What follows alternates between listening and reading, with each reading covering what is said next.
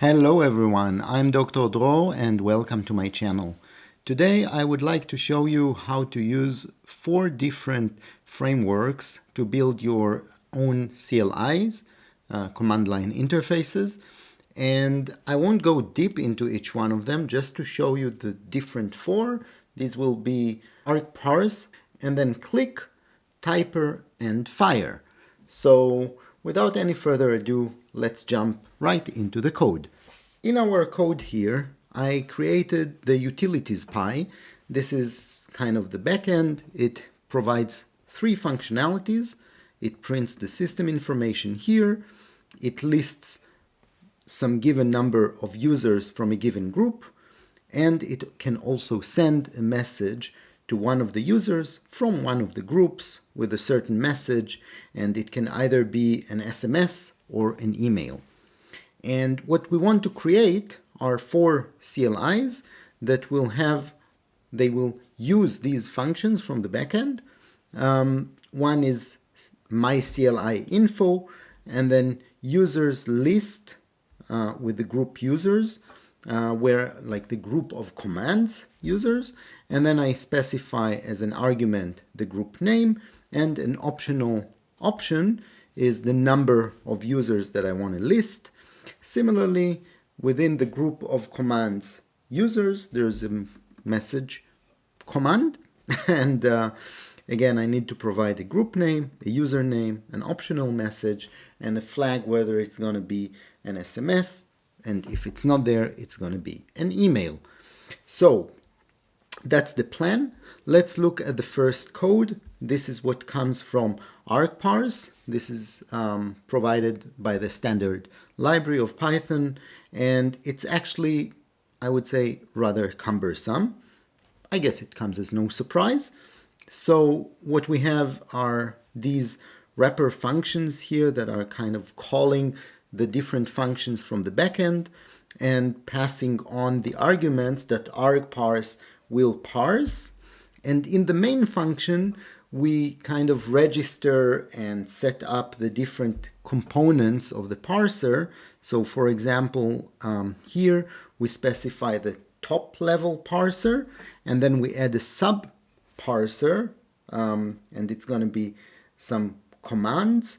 And in this sub parser, we can add the info command, and we can also add to the sub parser here the group users, where we again need to add, we create the user subparsers, and then here we can add the list and the message, right?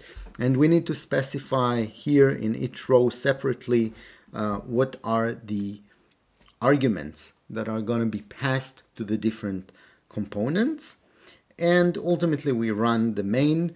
So that's in a nutshell our ArcParse example.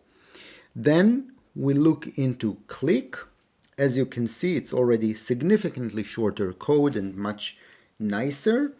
This works with the use of decorators, and the decorators are here specifying first that we have a group, the CLI, and in the CLI group we have another group, users, and in the CLI we have a command info, and in the users group we have a command list.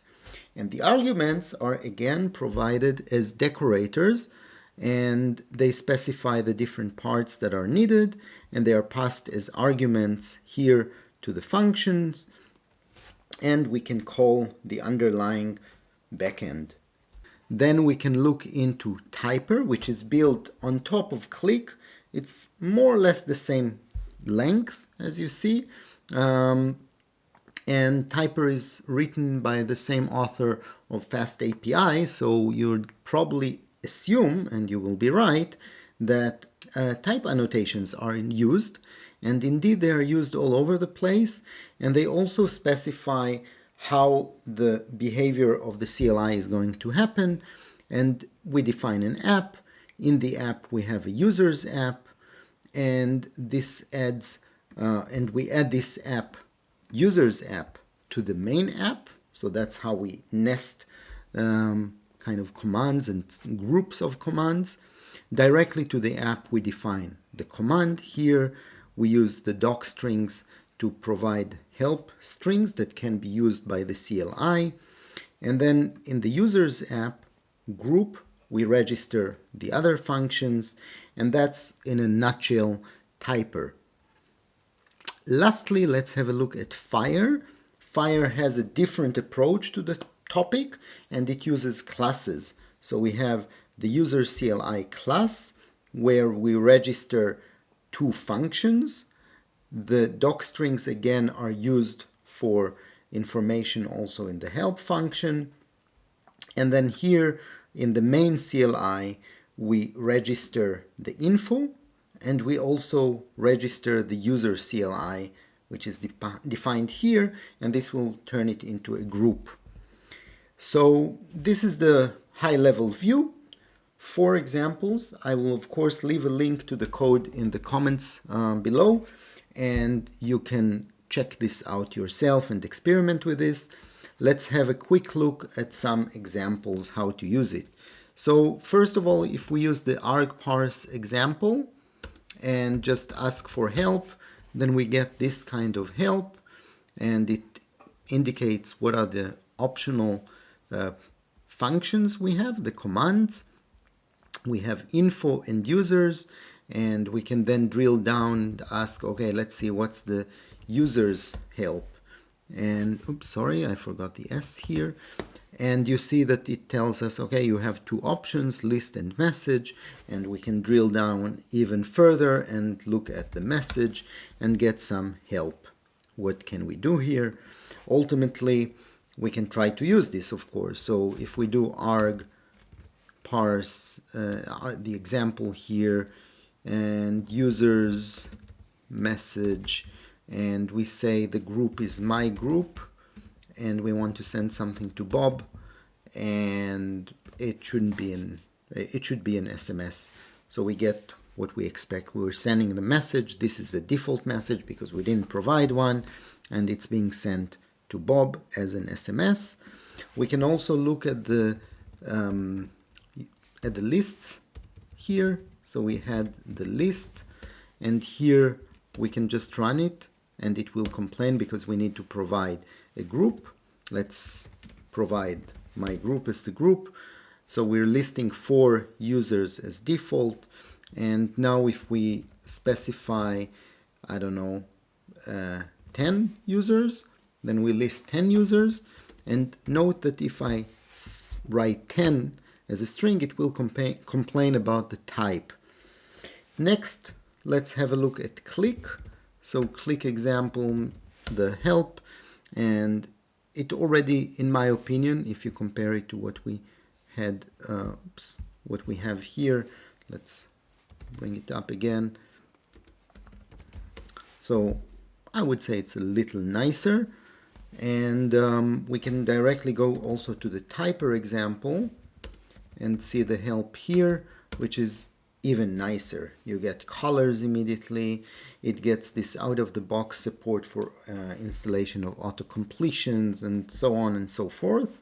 And if we check out the Fire example and ask for this help, then you see that it uses the pager, and it looks different. We have groups here, and we have info, and in the groups we have only one group, the users, so it gives us a starting point how to use this CLI. Let's come back here to the click example and users list, list, and let's say that the group will be again my group. So what did we miss here? No lists, of course, so we need the list, and it's listing 4 users. Now we can specify num to have 10, and this works this way, and if we use this way as a string, we get an input error, so it expects to have an integer. This can also work nicely here. So if we take users list, and I have it also already from before, we get a warning, an error, sorry, and it's actually nicer with colors and so on. If we try this with the fire example, then we have users, list my group here, and this one actually is not very nice out of the box, or at least the implementation that I had. Probably you can improve it. Leave some comments below how to do that if you feel like. But this one doesn't look and doesn't do any validation on the input, so although it expects an integer, we provide here a string and it uses that. So maybe that's a downside. We can go on with this. I suggest you just clone the code and try it out yourself. I think this can give you an initial intro into how to use these CLIs. Maybe you were wondering, and this can be very handy in many use cases. You probably know that. I mean, you're using CLIs all day long, right?